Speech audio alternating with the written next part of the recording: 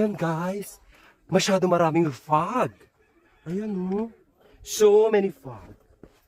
Para na ako kinukuha ng langit. Ayun oh, as you can see, 360. Wow. Amazing. I'm standing 7,900 feet guys above sea level. Ayan oh, 360 of the mountain. Wow. Para na ako nasa langit guys. Ayan oh. Kinukuha ng liwanag. Oh my God. Amazing. Hello guys, welcome to Olis! Nandito po tayo ngayon live. Buenos dias, buenas tardes. Of course, it's month of June. Rainy season daw. But still, gusto ko yun extreme talaga guys. Extreme, you know? Kailangan extreme talaga mga paklo. No? Together with me here, of course, the owner. Ayan oh. Interview kita. Hi. This is the owner. Hindi, ako yung ampon dito. Ayan oh, very long hair oh. Oh my God, I love the hair of Hector. Sir Hector, what can you say about the place? There are a lot of mga visitors coming, okay. Even though it's raining. So, yan. Good morning po. Yeah. So, ang main namin kasi, day tour. So, yan. Kaya maraming pumupunta pa rin. Yes, marami pa rin. Pero pag hapon na to, hihina naman. Oo. Umaga Okay. lang talaga yung yung preferred kasi na pagpasyal dito. Oh, yes. But still the place is very nice ah. Very nice talaga. I think in the next another 5 years, lalo ito magiging boom. Sana. Let's Of hope. course. Sana. And hope that you'll not cut your hair. That's your signature, Hector. Kalbo na ako. Oh, I love the hair. Oh my God. There is something in him na kakaiba. He's a very unique. Ayan oh. Wow. Trademark ni Hector. I love Kasi it. ako, Ha? musician ako. Oh. Full-time musician ako. Really? Oo. Kaya pala, wow. I Ganito love it. ako kasi mahilig ako sa metal music. Oh, metal music. Yes. Gitarista ako, so collector din ako ng mga guitars. May Wow, studio ako sa amazing. What I like about you is that you are unique. You have a unique personality. Yan, ganyan mga kakaiba. Dapat mga kakaiba, dapat ina-idolize, you know? Very artistic. I love the outfit. Yeah, no, perfect. And the hair. Kaya nga sabi ko sa kanya, don't you ever cut your hair kasi yan ang trademark mo. Yeah. Oh my God, the hair. How many years na yan? 11? 11 years. Oh my God, 11 years walang gupit-gupit ha. Trim-trim lang. Nice meeting you, Hector ha. Yeah. Concentrate on the place. Yes. Not only. Hindi lang pala siya hindi lang siya musician, gwapo din. Kaya kayo guys, pumunta na kayo dito, gwapo to oh. Ang owner oh. Pogi. Sa lang. Ha? Hindi ako. Oh my God, kaya kayo pumunta na kayo dito sa Mount Olis. Hindi lang gwapo yung may-ari and of course maganda pa talaga. Hindi, ang kami yung mga place, class S na pangit na sabi ni Boss Ato. Hindi. Okay guys, Okay. come here. Bye. Thank you Hector ha, for Sige giving me lang, the sir. opportunity to interview you. Sabi ko, may Ha? vlogger kayo. I know, I'm not. Pananggal lang ka sa Okay, ilang hektarya ang lupa ninyo dito? confidential. Confidential. Ang laki. Ayan oh, nakukunyari lang si Hector, simple-simple. Ang yaman pala. Wala akong pera. Ayan oh. Namamalimos lang po ako sa Guys, pumunta na kayo dito. Tingnan nyo to sa personal. Ang pogi. Grabe ka naman. Ang pogi, the owner. Yeah. How old are you, Hector? If you don't mind, bawal yan magtanong eh. Sabihin mo confidential. 18 na ako, 18. Yan, pogi niya ha. Yan. Invite mo sila even though it's raining. Oh, yun. So kahit kahit tagulan tayo, ini-invite ko kayo sana mapasyalan nyo din, matry nyo na pumunta dito sa Yes. Mount Olis kasi on a clear sunny day, ito yung best 360 degree view dito sa Benguet. Okay, yeah. Kasi yung elevation natin nasa 7,900 feet or 2,407 meters above sea level. Wow, amazing. So Amazing. nakasentro tayo. Patok ang puso ng Benguet, so sakto lang yung location namin.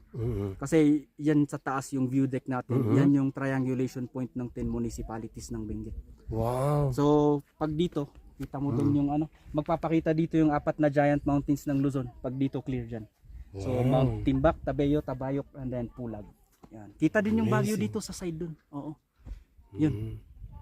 Wow. As in, tapos yun, yung panglaban namin kasi dito, yung hindi ka na maghihirap kung gusto mong makasaksi ng sea of clouds, ganun, na hindi mo na kailangan mag-hike ng one day, parang sa Yes. Pulag. 5 minutes lang na, witness si sir, 5 minutes lang, parking hanggang camping Yes, site. of Yan. course. You don't need to walk Oo. kasi maganda na yung pathway nila dyan. If you have your car, your motors, and whatever, Oo. basta mabilis lang talaga. You will not hike for so long like in other places para ma-experience mo lang yung sea of clouds. You have to walk like about an hour or Yeah. two. Dito minutes na, Minutes nandito lang. na. Amazing. Kaya punta na kayo guys dito. Aside from magandang place, of course, gaya ng sinabi ko a while ago, na marami pa mga pogi dito guys. Ayun Hindi oh. kami yun, basta yun. Yung mga Yeah. pogi, yung mga bisita din. Yeah. Who are these two guys na stage over there? Ito parang tribute namin sa dalawang lolo ko. Kaya kung papansinin mo dun sa likod ng dalawang statwang to, Mm-mm. yung nakalagay sa pangalan nila dun sa may bahag nila, si Lolo George at si Lolo Dewey. Wow. Yan. Lolo George. Nung kasi ang nangyari dito, Mm-mm. maagang namatay yung si Lolo George, yun yung tatay ni Daddy. Maaga siya namatay dahil sa aksidente. Inampun siya ng kapatid niya rin. Wow. Kapatid ni A tribute si Lolo to Dewey. them pala Oo, ito, ganyan. no? Wow. Na si Lolo Dewey kasi yung may-ari ng lupa na to. So ancestral domain ito talaga. Oo. Ancestral domain. So yun. Pag dito kasi sa amin yun, bawal ka magbenta ng lupa talaga. Mana-mana yan. Yes. Kunsi. Yan. Pero ito magbo-boom talaga ito. How many years na ito nag-open, Jerome? Ano pa lang? 1 year.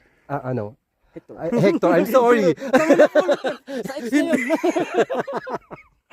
Oh my God, how many years na? At Ongoing for nag-start kami, nag-open to nung after pandemic. After pandemic. Oo, Oo. mga November 2022.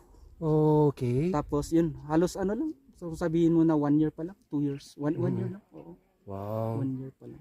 So experiment lang namin to. Tapos, No, this is not experiment. This is Hindi. gem. experiment namin talaga. This is Biglang- one of the gem of the Philippines, you know. I'm not exaggerating things, you know. I'm not exaggerating things.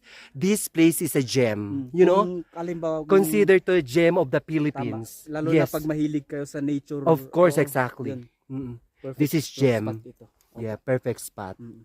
Yeah. Yan. Okay. Okay. Tapos Nice na. meeting you, ha. Nice meeting you. Bye-bye. Salamat. Welcome guys to Mount Olis, Paway Atok, Benguet. Yes, amigos y amigas, I'm standing at 7,900 feet above sea level. Ayan dito ito sa Mount Olis guys. Amazing place to visit in, wherein you can find beautiful and friendly people and at the same time, very very nice scenery guys. This place is very amazing guys. Ang ganda-ganda talaga as you can see. Wow. Very nice. Ang ganda-ganda talaga ng mountain. Overlooking, ang dami mga plants here, flowers and everywhere. As you can see, it's very nice. Tapos ako ngayon, vlog ng vlog ako. Vlog ng vlog, mahuhulog ang bakla. Kayo! What can you say about the place, guys? Huh? It's so good! Wow! Oh. Ang ganda-ganda, Yeah! Parang kinukuha na kayo ng liwanag. Joke! Pero what can you say about the place? It's so good, sir. Yeah. Amazing, amazing, amazing. Relaxing. Yeah. Kaya kayo guys, come here na. Bye-bye! Laki kami sa farm. Ah! May farm din kayo? Yes! May farm. May mga farm din sila. Social talaga mga babae. Bye! Laki sila sa farm. Ayan, wow. Very, very nice place. Of course, I'm encouraging you guys to visit this place. Yeah. This place, hindi sulit ang bayat ninyo guys to see this very amazing place. As you can see. Oh my God. Pwede din kayo dito Kaya mag-camping-camping, guys. Nagbablog ito, nakita ko lang talaga. Sabi ko, I really wanted to visit this place because nakita ko siya sa mga vlogs.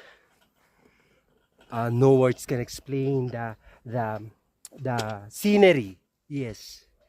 Existing pala ito dito sa Pilipinas, you know? Very nice. Wow, ang daming flowers. Aside from the Amazing. beautiful scenery, makikita rin ninyo Amazing. different kind of flowers and vegetables here, guys. Ang dami strawberries, ang dami mga beautiful flowers na minsan nakita ko, parang dito ko lang ito nakita. Very nice for pictorial purposes. Pwede kayo mag-picture dito for Instagram. And of course, sa mga TikTok, gagawa kayo dito ng mga TikTok ninyo mga content. Very beautiful and very nice. Pumunta talaga ako dito dahil gusto ko ma-experience yung Sea of Clouds. Of course, ang ganda-ganda daw ng Sea of Clouds dito. Pero bihira lang sometimes lang ito pinapakita sa tao. I mean, you know, pag bongga ka daw, ipapakita sa inyo ang Sea of Clouds. Unpredictable kasi ang weather dito. Sometimes kasi nagpapakita talaga ang Sea of Clouds. And then minsan foggy talaga. And then minsan mapapakita sa inyo ang napaka-amazing para talaga siyang Aurora Borealis. Of course, yung different kind of colors ang mga clouds. Minsan doon nagpapakita ang ganyan dito, mga rays. Parang rays of the sun. Even though if it's not the sun, parang nagpapakita ng mga rays sa mga clouds.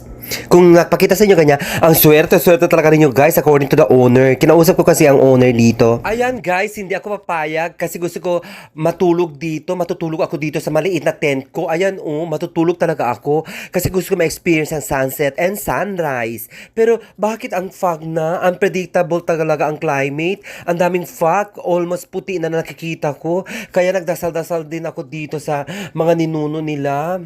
Sabi ko, pakita naman ninyo sa akin. Kaya gusto kong makita yung different sunset, different colors of the clouds. Sabi ko ganyan kasi gusto ko talaga ma-experience yung sunset and of course the sea of clouds and at the same time yung sunrise. Kaya mag-stay ako dito, guys.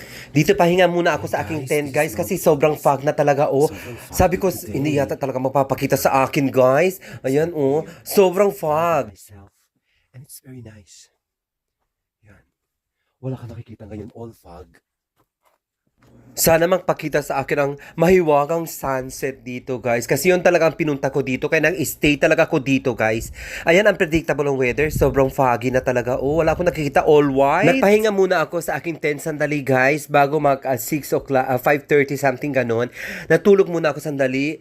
Ayan, nagdasal ako. Sana magpakita sa akin. Sabi ko ganyan. Anyway, nagpakita nga, guys! Pagkagising ko, umitlip ako sandali. Ayan, nagpakita bigla na wala ang mga fog, guys. Nagpakita talaga ang sunset.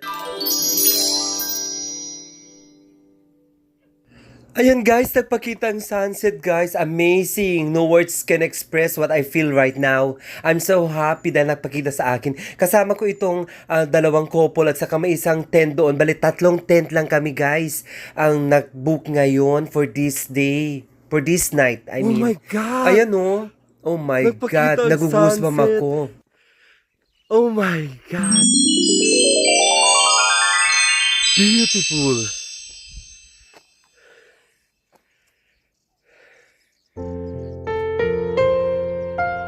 Yes! Shit! This is what I came here for. Oh, shit.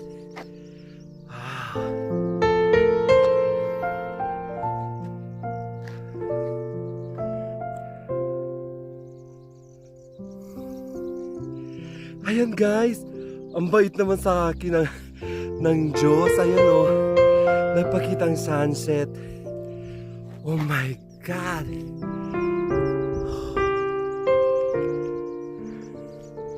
Ayan, Sea of Clouds. Thank you.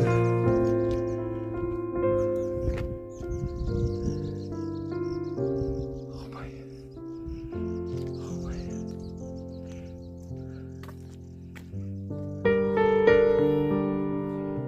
The sunset, my God.